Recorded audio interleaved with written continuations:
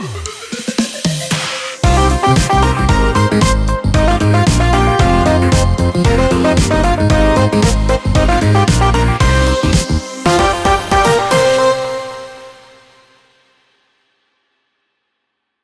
խոհարարական ավանդույթների զարգացման և պահպանման հասարակական կազմակերպության նախագահ Սեդրակ Մամուլյանը վստահեցնում է, որ ազգային և եկեղեցական տոները անհրաժեշտ է համաժողովրդական տոնախմբության վերածել, վերհիշել և տարածել, դրանք մեր ազգային նկարագրի անբաժանելի մասնիկն են։ Հայկական ավանդական խոհանոցի չբացահայտված բաղադրատոմսերի, զատկական սեղանի բնորոշ ուտեստների, առհասարակ հայ ազգային խոհանոցի յուրահատկությունների և խնամականչի ուտեստի առանձնահատկության մասին զրուցել ենք լեգենդար խոհարար Սեդրակ Մամուլյանի հետ, ով նախ անդրադարձավ զատկական սեղանի խորհրդին։ Շնորհակալ եմ։ Նախ ուզում եմ միանշանակ նշել, որ մեր բոլոր տոները, լինի դա եկեղեցական տոն թե ժողովրդական, դրանք բոլորը մի ամբողջ համակարգ են, որտեղ ներառված են եւ սննդի համակարգ, եւ խաղեր, ռազմախաղեր, եւ երգ, երաժշտություն, ինչ որ մի այլ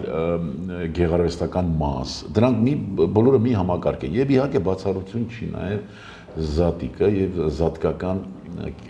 կերակրատեսակը։ Մեր տոնածիսական կերակրատեսակների համակարգը ես միշտ նշում եմ դա եւ միշտ համեմատում եմ դա անվանում եմ որպես խոհանոցի ավետարան, խոհանոցի հանրագիտարան չէ, այլ ավելի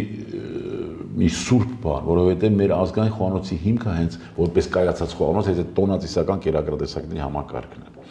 Զատկական կերակրատեսակներից մի քանիսը նշեցիր դու, փլավը չամիչով եւ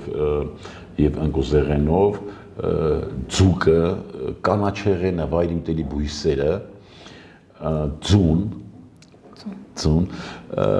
եւ իհարկե ամենահիմնական եւ ամենատիսական կերակուրը ես միշտ համարել եմ ածիկը։ Տոնը հարության տոնն է։ Նախկինում նշվել է որպես բնության զարթոնքի տոն, որպես մեռնող հառնող աստվածության հետ կապված, ոնց որ այդպիսի բաներ կա, ես եթե շատ ազգագրական խորը գիտելիքներս չունեմ, եթե ինչ-որ բան այնպես չասեմ կներեք, բայց այնուամենայնիվ հենց ածիկի իմաստը, ածիկի ծիսական նշանակությունը հենց կայանում է նրանում, որ ցորենի հատիկը ընկավ հողի մեջ, ինքը մահացավ, ծալարձակեց նոր կյանքը, որտեղ ածիկը այն նոր ծիլն է, նոր ծլից պատրաստված կերակուրն է, երբ որ առանց արևի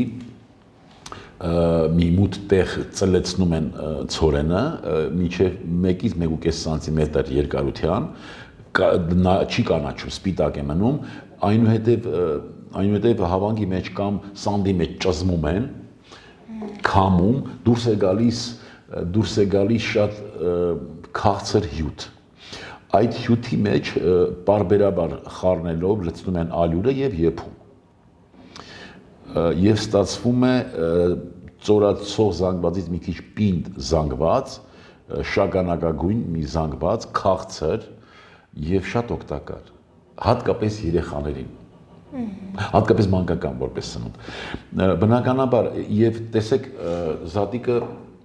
նախ հաջորդում է պահքի։ Պահքի ժամանակ մենք կենթանական ոչինչ չենք օգտագործում։ Եվ այստեղ հավասարակշռությունը, այսինքն անցումը դեպի ուտիս ժամանակաշրջան շատ ճիշտ է բռնեցրած, շատ ճիշտ է վերցրած, գնալ դեպի դյուրամարս կենթանական սպիտակուցների ընդունում։ Ձուկը դյուրամարս, ամենադյուրամարս մսեղենն է, ձուն ամենալավ, ամենաթեթև եւ ամենաշատ մարսվող սպիտակուցը ունի, տոկոսային հարաբերությամբ մոտավորապես 93-94%-ը ձվի ամենաշատ մարսելիությունը ձվի սպիտակուցինն է պատկանում։ Եվ այսինքն այդ արդեն անցումը դեպի ուտի ժամանակաշրջան միանգամից ծանրաբեռնվելով չի ընդունում մարդը, այլ աստիճանաբար։ Ընդհանրապես իզուր չէ որ ես այդ համակարգը աստվածաշունչ եմ համարում կերակուրների խոհանոցի ամեն ինչ հաշվարկված է ամեն ինչ եւ այս տոնատեսական կերակրատեսակների մեջ մենք կարող ենք փնտրել եւ գտնել մեր աշխարհընկալումը մեր բնության նկատմամբ մեր վերաբերմունքը, մեր մտածելակերպը եւ ընդհանրապես մեր վերաբերմունքը մեր շուրջը տիրող ամեն ինչին բնության։ Եթե որտեղից են գալիս։ Այո, եւ որտեղից են գալիս, այո, անշուշտ։ Պարոն Մամուլյան, ձու խաշելու, այսպես ասած, ձու ներկելու այդ փուլը սովորաբար մեր հայկական ավանդական ընտանիքներում ներկում ենք սոխի կճեպով, իսկ այլ բաղադրատոմսեր կառաջարկեք։ Ես գիտեմ, որ կարմիր գույն ստանում են նաև տորոնի արմատներից։ Տորոնը բույս է, որի արմատը կարմիր գույն է տալիս եւ նաև անթառամ ծաղիկի թերթերից դեղին գույն է ստացվում, այսինքն բնական գույները արգա են հայոց բնաշխարհում եւ շատ դեպքերում մենք չենք նկատում, բայց հենց այդ բնական գույներից պիտի ներկվի։ Այս մասով նույնիսկ մենք տեսեք մենք մի քիչ որ շեղվենք գորգերի մասով նույնիսկ երբ որ նայում ենք մանավանդ այն էժան կտորը այն կտոր եմ ասում բայց դա իրականում լաթ է այդ Թուրքիայից ներկրված այդ բան նույնիսկ այնտեղ երևում է գույների ոչ բնական լինելը ոչ բնական լինելը արհեստական գույները այ դրանց մասին էլ պիտի մենք հոգ տանենք խոսենք եւ հորդորենք, որ ձեռնպահ մնան եւ չվերցնեն։ Գույները, այո, բնական գույներ պիտի լինեն, ամեն ինչում։ Պարոն Մամուլյան, ինչով է պայմանավորված, որ մենք առհասարակ հայ ազգս մեր հայկական մենթալիտետում մենք սովորենք, որ ուրիշինը ավելի լավն է, ուրիշինը ավելի գեղեցիկ է, ավելի լավ է փաթեթավորված, քան մեր հայկականը, եւ դա վերաբերում է բոլոր ոլորտներին, ոչ միայն խոհանոցին։ Օտարամոլությունը շատ խորքային մի չարիք է, որը նստած է մեր հասարակության մեջ եւ այո ամենուր ներսից քայքայում է մեր ինքնությունը։ Սա շատ վատ բան է։ Չգիտեմ, իհարկե այլ ազգերի մեջ էլ կան այդպես, բայց մենք այդ շռայլությունը չունենք, որ մենք այս բյուրեղացած աշխարհում մի բան էլ մեր իրականը եւ մեր ավանդականը թողած, մեր ազգանը թողած օտարամոլությամբ զբաղվենք։ Շատ ցավալի մի հարց բարձրացրիր Էլենա ջան, սա խոհանոցում էլ է արկա։ Սա խոհանոցի նկատմամբ նույնիսկ շատ այդ վերաբերմունքը ավելի շատ է կործանիչ ինչ որ իրավիճակ ստեղծում, քան օտարի յուրացնելը, որտեղ մենք ներսից ենք քանդում մեր ինքնության տաճարը, ներսից ենք քանդում մեր ինքնության կառույցը։ Օտարամոլությունը, ես գիտեք, ես այդ մարդկանց համարում եմ դավաճաններ։ Եթե մենք առանց որևէ բանի գովազդում ենք օտար կերակուրներ, եթե մենք ավելի նախապատվությունը տալիս ենք օտար կերակուրներին, ապա մենք դավաճանում ենք մեր ազգային մշակույթին։ Պարոն Մամուլյան, ինչով է պայմանավորված, որ այսօր խոսում ենք խոհարարության մասին, որ բուն խոհարարության ոլորտում այսօր օտարամոլությունը գնալով առավել մեծ տենդենսների է հասնում։ Ինչն է նպաստում եւ ինչով է հայ ազգային ավանդական կերակրատեսակը փորձում զիջել նորարարությանը։ Դա մի քանի ասպեկտ կա, դրա այդ հարցի պատասխանը ունի մի քանի ասպեկտ։ Տեսեք, նախ առաջինը ինֆորմացիային չտիրապետելն է։ Այսինքն առաջինը այն է, որ մեր հասարակության շատ ու շատ շերտեր տեղեկացված չեն մեր ազգային խոհանոցի մասին։ Եվ այստեղ մենք ենք մեղավոր, քանի որ մեր կազմակերպությունը ինքնական վերցրել է ազգային խոհանոցի զարգացման բեռը, պատասխանատվությունը, ապա մենք համարում ենք, որ դա մեր բացթողումն է եւ դրա վրա աշխատում ենք։ Փառք Աստծո, հիմա արդեն նույնիսկ գրքեր է տպագրված, 4 մարզերի գրքեր ենք տպագրել, Սյունիքի, Տավուշի, Վայոց ձորի եւ Լոռու մարզերի գրքերը տպագրված են։ Այդ մարզերին բնորոշ կերակրատեսակները, ցավոք սրտի առայժմ լայն սպառման դեռ մենք չենք կարողացել հասնել, որովհետեւ Հովանաբորը, որ միջազգային կազմակերպություն է, այստեղ ուզում եմ օգտվել առիթից շնորհակալություն հայտնել ռազմավարական զարգացման գործակալությանը, այդ կազմակերպության շնորհիվ որ տպագրեցինք, տպաքանակը շատ քիչ է եւ մենք ավելի թիրախային այդպես բաժանում ենք ուսումնական հաստատություններին, զբոսաշրջությամբ զբաղվող ընկերություններին եւ մարզերի ռեստորաններին ենք բաժանում։ Այս վաճառքում կլինի վերատպելուց հետո։ Հիմա դեռ չէ, շատ քիչ քանակով է։ Սա մի ասպեկտ է ես նշեցի։ Երկրորդը այդ օտարամոլության ախտը ուրիշին ավելի գնահատելու, սեփականը չգնահատելու այդ կործանիչ գաղափարն է, որը ախտ է, որ մեր ներսից բորթի նման մեր ինքնությունը կրծում է, բորթի նման ուղղակի տանում է։ Սրա համար ուղղակի պիտի դեռ հարսանիքի օրվանից մտածել եւ այդ արարողակարգ, այդ ծիսակարգը իրականացնել ավանդական ծիսակարգով, որ վաղը ծնվեց այդ հարսանիքի արդյունքում ծնված երեխան արդեն ինքը իր մեջ կրի այն հազոր գենը, որը մեր նախնյաց գենն է եւ որը մենք պարտավոր ենք շարունակելու։ Բոլոր միջոցներով, բոլոր գիտակից մարդիկ պիտի փառաբանեն մեր ազգայինը։ Սա միակ ճանապարհն է։ Պարոն Մամուլյան, որ պահից մենք նահանջեցինք մեր ազգային ավանդական արժեքներից։ Ես այդպիսի պատասխանատվություն չեմ վերցնի, որ համարվեմ ամենաճիշտ տեղեկացվածը, բայց իմ կարծիքով իմ գոնե տեսածը սովետական ժամանակաշրջանը տեսեք, եթե խոհանոցի մասով ասենք, եթե 80-ական թվականներին մեր հարևան պետությունները, հանրապետությունները, Վրաստան, Ադրբեջան եւ այլ հանրապետություններ սովետական միության պետականորեն ամրագրեցին իրենց ազգային խոհանոցը, մենք չամրագրեցինք, մենք դա համարեցինք երկրորդական։ Տեսեք, ինչի մասին է խոսքը, իրենց ազգային խոհանոցը պետականորեն ամրագրել են Վրաստան, Ադրբեջան, Ուզբեկստան, այլ հանրապետություններ, մենք չենք արել։ Մենք շատ ինքնավստահ ենք, մտածում ենք, որ մերն է, մեզանից չեն վերցնի, թե դա նաև այստեղ միտում եք տեսնում։ Չգիտեմ, իմ կարծիքով չենք կարևորը։ Մեզ համար այլ արժեքներ են կարևոր։ Մենք կարևորում ենք այլ երևույթներ։ Մենք ցավոք սրտի շատ ավելի ձևն ենք կարևորում, բովանդակությունը թողնելով։ Իրականը, բովանդակայինը, հիմնականը թողնելով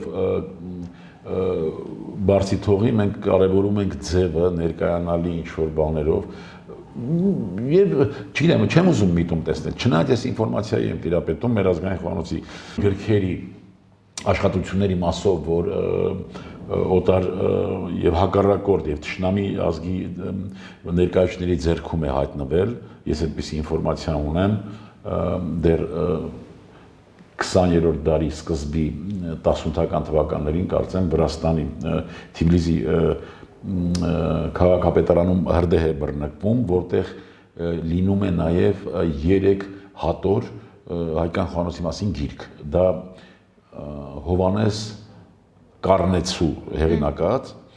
3 հատորը այրվում է կամ կորչում է։ Իր գրվածքից միայն մի հատոր է մնացել,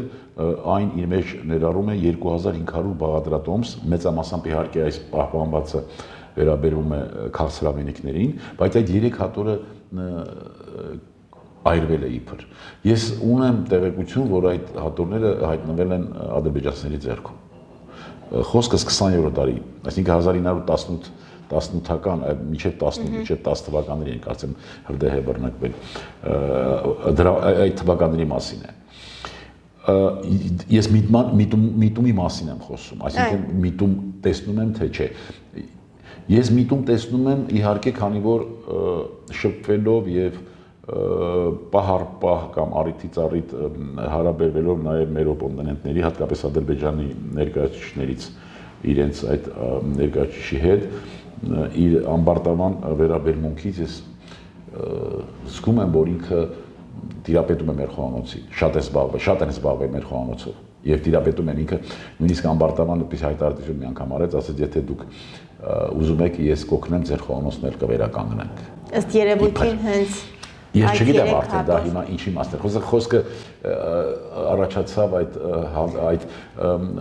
արտահայտությունը, երբ որ մինչև 17 թվականը տոլմայի մասին է, պես տոլմայի մասով բանավեճ էր գնում, 17 թվականից հետո իհարկե դադարեց, որտեղ ՅՈՒՆԵՍԿՕ-ն տոլմայի մի տարատեսակը 17 թվականին համարեց որպես ադրբեջանական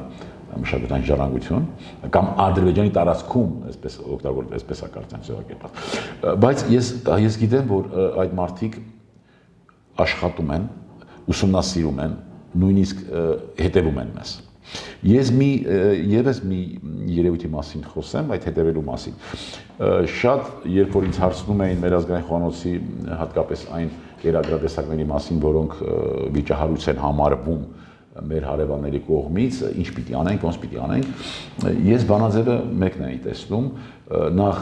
առաջինը, երբ որ այդ կերակրատեսակի տեխնոլոգիական շղթայով պետք է գնալ դեպի հումք, տեսնել թե այդ ինչ մթերքներով է պատրաստվում, եւ երկրորդ ամենամեծ կռվանը, եթե այս կամ այն կերակրատեսակը ունի ծիսական նշանակություն, տոնածիսական է, նրա մասին արդեն խոսելը ավելորդ է։ Եվ ես վերջերս արդեն տեսնում եմ խաշը ադրբեջանցիները արդեն տանում են դեպի իրենց ծիսակարգ։ Նախանցած տարի էր կարծեմ միր հեռուստատեսության մի ելույթ ունեց տեսա, որտեղ ադրբեջանցին խաշ է պատրաստում եւ երբ որ իրեն հարցնում են սա ինչ կերակուր է, ասում են ամեն տարի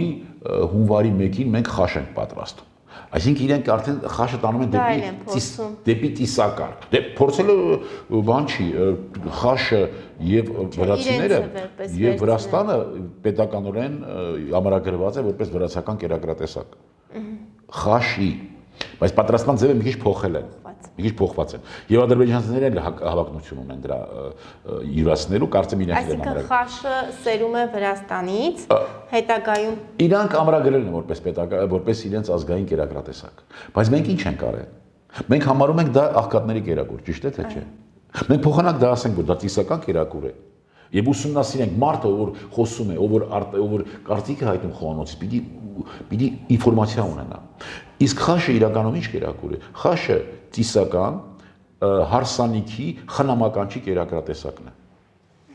Դա արդեն ծիսակարգ է։ Խաշը հարսանիքները պատրաստում էին, իրականացնում էին աշուն, ձմեռ եւ վաղ գարնանը։ Տնտեսապես ավելի պասիվ ժամանակաշրջանում։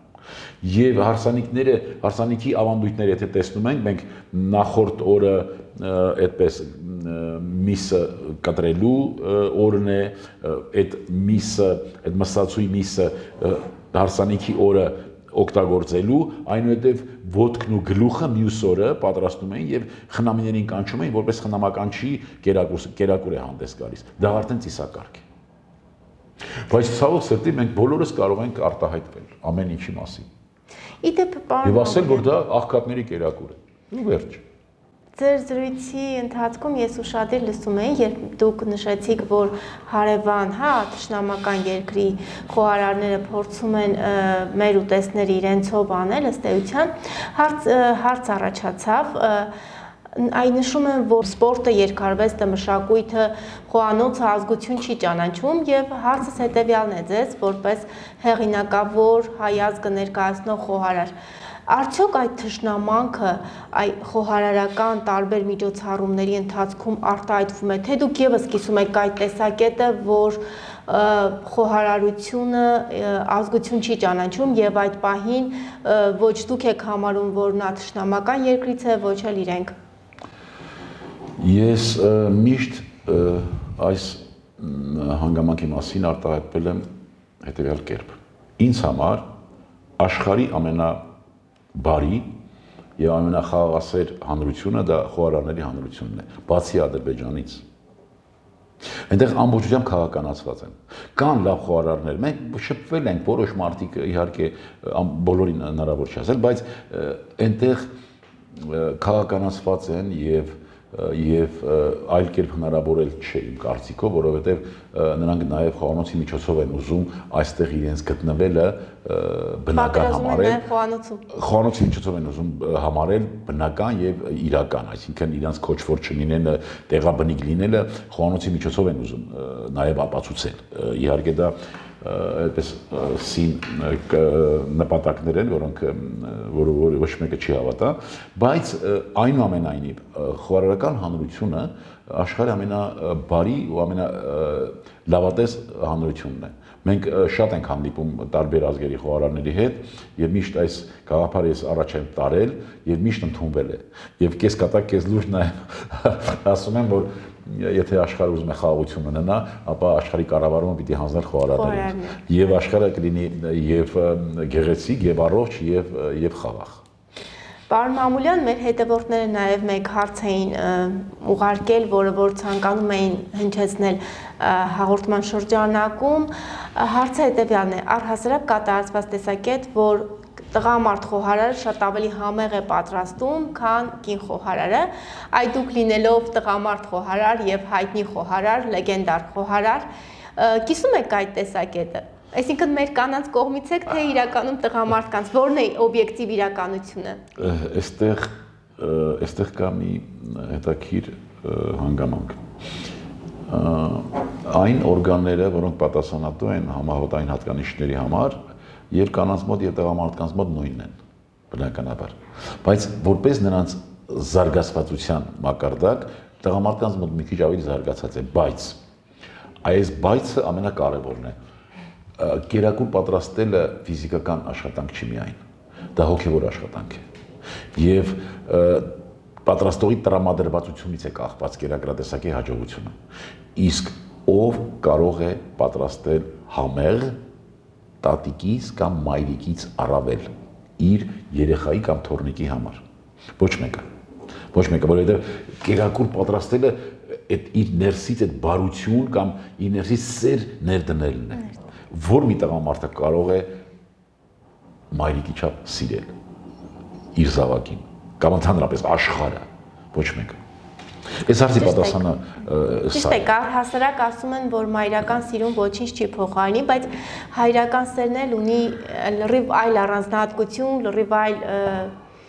աշխարհ։ Այլ ոլորտում կարող է դրսևորվել հայրական սերը բնականաբար, ոչ կերակուր պատրաստելիս։